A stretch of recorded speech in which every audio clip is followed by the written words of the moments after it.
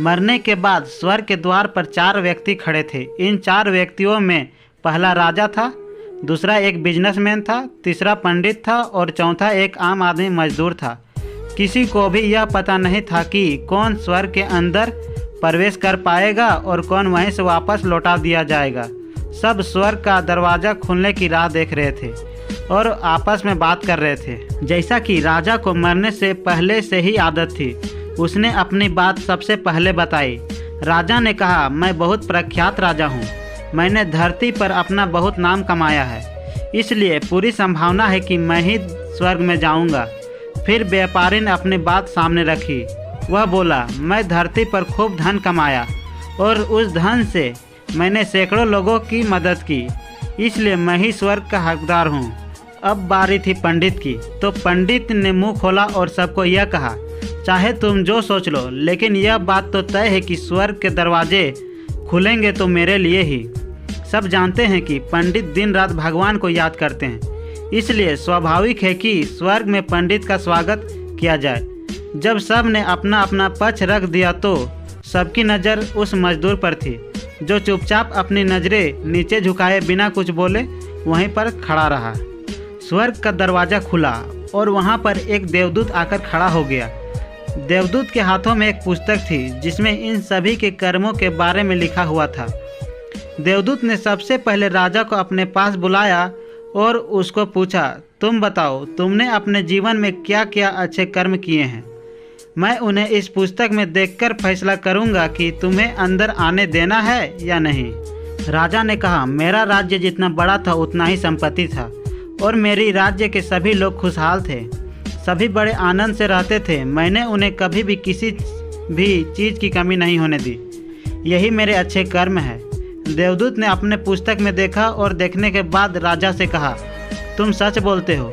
तुमने अपने राज्य की प्रजा को बहुत खुश रखा था, लेकिन तुमने अपने राज्य की सीमा बढ़ाने के लिए जितने युद्ध किए थे, उन युद्ध की वजह से हजारों सैनिकों ने अपनी जान गंवा दी थी।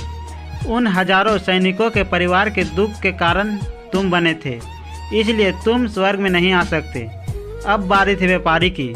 व्यापारी से जब देवदूत ने पूछा कि तुम्हारे अच्छे कर्म क्या है, तब व्यापारी ने उससे कहा, मैंने सैकड़ों लोगों को खाना खिलाया है, कई आश्रमों में दान किया है, कई निराश्रित लोगों के लिए घर बनाकर दिया है। यह मेरे अच्छे कर्म है। देवदूत ने फिर से अपने पुस्तक में ध्यान से देखा और देखने के बाद व्यापारी से कहा, तुम्हारा कहना भी ठीक है कि तुमने बहुत दान धर्म किया है, लेकिन यह दान धर्म तुमने जिन पैसों से किया है, उन पैसों को कमाने के लिए तुमने न जाने कितने झूठ बोले हैं, कितनी हेराफेरियाँ की है और कितनी मिलावटें की है, इसलिए तुम भी स्वर्ग में नहीं आ सकते। जब पंडित से यही सवाल किया गया तो पंडित ने बड़े ही आत्मविश्वास के साथ कहा, मैंने अनगिनत लोगों को ज्ञान दिया है, हजारों यज्ञ और पूजाएं की है और दिन रात भगवान का जाप किया है। इससे अच्छा कर्म और क्या ही हो सकता है। देवदूत ने अपने पुस्तक के अंदर झांककर देखा और पंडित से कहा, आपने जितने भी लोगों को जो भी ज्ञान दिया है, उन बातों पर खुद कभी अमल नहीं किया। आपने यज्ञ, पूजा या भगवान का नाम निस्वार्थ भाव से कभी नहीं किया, इसलिए आपका भी स्वर्ग में आना प्रतिबंधित है। मजदूर यह सब देखकर हैरान था। वह अब तक जिन्हें महान समझता आ रहा था, उनकी व्याख्या स्वर्ग के दरवाजे पर आकर बदल गई थी। धरती पर जिन कर्मों को अच्छा समझा जाता है, उनका यहाँ पर कोई मूल्य नहीं था। यमदूत ने जब इस मजदूर को अपने पास बुलाया और इससे पहले कि वह उससे उसके अच्छे कर्मों के बारे में पूछता, मजदूर बोल पड़ा, प्रभु, मैं जानता हूँ कि मैं भी स्वर्ग में आने लायक नहीं हूँ, लेकिन मैं फिर भी एक बार बाहर से ही स्वर्ग को झाँक कर देखना चाहता हूँ। बस इससे ज़्यादा मेरी कोई इच्छा है ही नहीं, क्योंकि ऐसी इच्छा पालने के लिए मैंने जीवन में कुछ भी नहीं किया है। मैं पूरा दिन मेहनत करता और जो भी पैसे कमाता उन्हें अपने परिवार के पालन पोषण में खर्च कर देता, इसलिए दान धर्म के लिए कुछ बचता ही नहीं।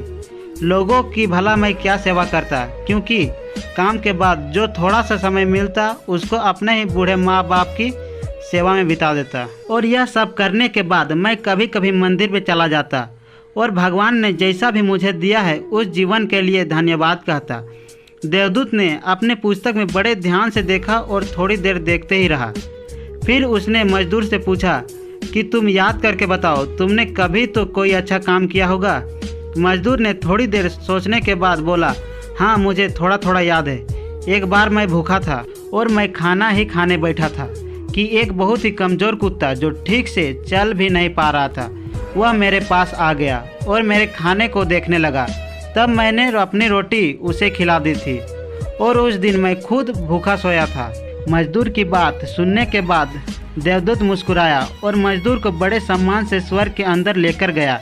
दोस्तों, अच्छे कर्म लोभ मोह माया इन सब भाव में आकर नहीं किए जाते और ना ही इन्हें अच्छे कर्मों की श्रेणी में गिना जाता है। निस्वार्थ भाव से किया गया एक ही अच्छा कर्म भी आपके जीवन के सारे पाप धोने की शक्ति रखता है। इसलिए जब भी मौका मिले निस्वार्थ भाव से और अच्छे मन से अच्छे कर्म किया करें। आपको यह कहानी कैसी लगी कमेंट करके ज़रूर बताएं।